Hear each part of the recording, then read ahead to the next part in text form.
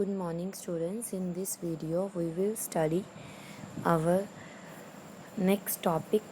The family belongs to group 15, that is nitrogen family.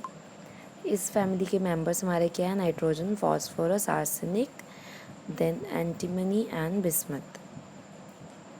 Occurrences हमारी nitrogen, phosphorus, इन सब elements की कैसे है? आपको पता है nitrogen exist as diatomic gas in air as 78% by volume and it is the 33rd most abundant element. इसके अलावा ये बहुत सारे सॉल्ट्स में भी पाई जाती है. Phosphorus 11th most abundant element है अर्थ क्रस्ट में. एंड देन उसके अलावा ये कैसे प्रेजेंट होता है? हमारे पास अलग अलग ओर्स, मिनरल्स एंड ओर्स की टर्म्स में प्रेजेंट है. फर्दर ये हमारे पास जो है वो DNA and RNA that is biologically भी प्रेजेंट है and the form of ATP and ADP also. Arsenic, antimony and bismuth जो है वो ये बहुत ज़्यादा अबंडेंट एलिमेंट नहीं है और मेनली सल्फाइड ओर्स में ही पाए जाते हैं. उसके एग्जांपल्स आप लोगों को गिवन है. जनरल इलेक्ट्रॉनिक कॉन्फ़िगरेशन क्या होती है? NH2 NP3. कैसे है? हमारे पास ग्रुप 15 के एलिमेंट्स है that is they have 5 electrons in their last valence shell. तो N हमारा लास्ट वैलेंस शेल है. सो N2 and 3 हमारे पास टोटल कितने इलेक्ट्रॉन्स हो गए यहाँ पे? 5. इससे पहले जो हमने अपनी प्रीवियस क्लास में 11th में पढ़ा था, ग्रुप 13 से हमारी फैमिली स्टार्ट होती है. ये पी ब्लॉक एलिमेंट्स 13, 14, 15, 16, 17 एंड 18. ठीक है. यहाँ पे पी ब्लॉक में एलिमेंट एंड इलेक्ट्रॉन ऐड होना स्टार्ट होता है. NS2 NP1 first electron add होता है. देन हमारे पास NS2 NP2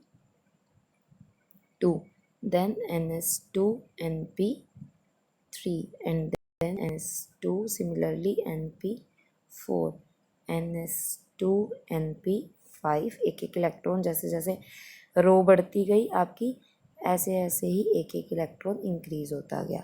एज ये हमारे लॉन्गा पीरियड हम चल रहे हैं, एक एक इलेक्ट्रॉन ईच टाइम ऐड होता गया. ग्रुप 13 फर्स्ट एलिमेंट है हमारा पी ब्लॉक का, पी फैमिली है. And then group 18 last. इस तरह से सारे इलेक्ट्रॉन्स. अब हम ग्रुप 15 पढ़ रहे हैं तो ग्रुप 15 की क्या हुई? 5 electrons in their valence shell, 3 and 2 5. तो उस तरह से जनरल इलेक्ट्रॉनिक कॉन्फ़िगरेशन आई.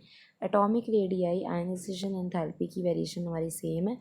जैसे जैसे हम we move along a period in a group तो हमारे पास क्या होता है? एटॉमिक साइज डिक्रीज़ करता है because number of greater nuclear charge increase करता है. आपको पता है इलेक्ट्रॉन्स इंक्रीज़ करते हैं, जो हमने 3rd चैप्टर में पढ़ा था. सेम वही रीज़न है. नंबर ऑफ़ इलेक्ट्रॉन्स इंक्रीज़ करेंगे तो बट वो सेम शेल में ही ऐड होंगे पर प्रोटॉन्स जो हैं वो बढ़ते जाएंगे. So this result in effective nuclear charge. तो हमारा जो एटम है वो कॉन्ट्रैक्ट होता जाएगा, साइज स्मॉल होता जाएगा जैसे जैसे हम अलोंग अ पीरियड मूव करेंगे. एंड डाउन अ ग्रुप क्या होगा? विद इन अ ग्रुप जैसे 15 ग्रुप की बात करें तो नॉर्मली जैसे सारे ग्रुप्स में होता है वैसे ही होगा. डाउन द ग्रुप जाते हुए एटॉमिक रेडियाई इंक्रीज़ करेगी. पर यहाँ पे हमारे पास इन सब में हमें एनॉमलिस बिहेवियर याद रखने हैं इनके या एक्सेप्शंस.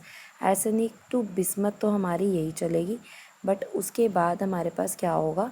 डी ऑर्बिटल्स आ जाएंगे क्योंकि जैसे जैसे एटॉमिक नंबर इंक्रीज़ होगा अब डी ब्लॉक में एलिमेंट्स आना स्टार्ट होंगे. सो डी ऑर्बिटल्स जैसे एंटर होंगे तो उनका स्क्रीनिंग इफेक्ट इतना ज़्यादा नहीं होता, तो इसलिए वो लास्ट इलेक्ट्रॉन्स को स्क्रीन नहीं कर पाएंगे. एंड जो हमारे पास इंक्रीज़ होगी शेल में वो अब कम हो जाएगी. सो इफेक्टिव न्यूक्लियर चार्ज आपका यहाँ पे डिक्रीज़ तो होता है बट इतना ज़्यादा नहीं होगा क्योंकि उनकी पुअर शील्डिंग इफेक्ट होगा. देन आयनाइजेशन पे भी सेम इम्पैक्ट पड़ेगा जैसे एटॉमिक रेडियाई पे है. ऑक्सीडेशन स्टेट जो है हमारा वो हमारा क्या हो सकता है? जैसे इसकी इलेक्ट्रॉनिक कॉन्फ़िगरेशन है NS2 NP3.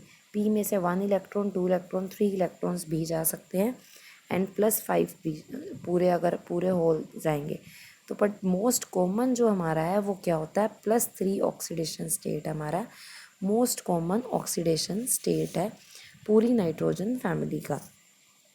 सारे आपके पास यही एग्जांपल्स हैं यहाँ पे उनके कंपाउंड्स के जिसमें वो मैक्सिमम आपका 3 ऑक्सीडेशन स्टेट शो करते हैं. देन हमारे पास है मैक्सिमम कोवेलेंसी कितनी है नाइट्रोजन की फॉर्म कंपाउंड्स. आपके पास जैसे कंपाउंड्स हैं NCl5, NF5. इसमें क्या है, कोई डी ऑर्बिटल नहीं है वैलेंस शेल में।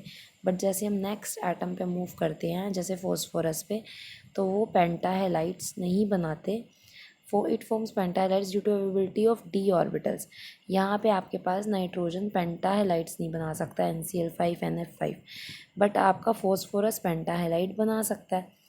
वो आपका इसलिए होता है क्योंकि आपके पास नाइट्रोजन के अंदर अवेलेबिलिटी नहीं है डी ऑर्बिटल्स की। वहाँ पे आपके पास s ऑर्बिटल्स होते हैं एंड p ऑर्बिटल्स होते हैं, ठीक है, नाइट्रोजन के अंदर। बट फॉस्फोरस के अंदर उनके साइज़ बड़ा होने की वजह से p के साथ साथ वहाँ पे डी ऑर्बिटल्स की भी, एम्प्टी वैकेंट डी ऑर्बिटल्स की भी अवेलेबिलिटी होती है, जिससे यहाँ पे आपके जो इलेक्ट्रॉन्स हैं ऐसे फिल होते हैं फॉस्फोरस में।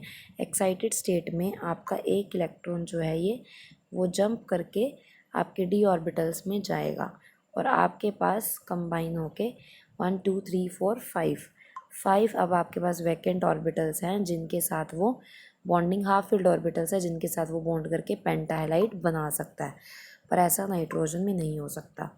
सो कोवैलेंसी अदर देन नाइट्रोजन की 5 हो सकती है। मेटालिक कैरेक्टर में हमारे पास है ग्रुप 15 जो है लेस मेटालिक है क्योंकि उनकी आयनाइजेशन एनर्जी ज़्यादा है। जैसे जैसे हम ग्रुप में डाउनवर्ड मूव करते हैं तो वो नॉन मेटालिक होते जाते हैं। आर्सेनिक एंड Sb तो है मेटालॉइड्स बिहेवियर शो करते हैं एंड बिस्मथ आपका क्या है, एक मेटल है। इलेक्ट्रोनेगेटिविटी, वो ज़्यादा इलेक्ट्रोनेगेटिव होंगे ग्रुप 14 से ऑब्वियसली, क्योंकि अलॉन्ग का पीरियड मूव करते हैं तो इफेक्टिव न्यूक्लियर चार्ज इंक्रीज़ होता है। So as a result electronegativity भी इंक्रीज़ होगी। एंड इलेक्ट्रोनेगेटिविटी अगर हम विद इन अ ग्रुप बात करें तो क्या होगा, डिक्रीज़ होगी, बिकॉज न्यूक्लियर चार्ज भी डिक्रीज़ होगा। So today we will wind up our topic till here, electronegativity.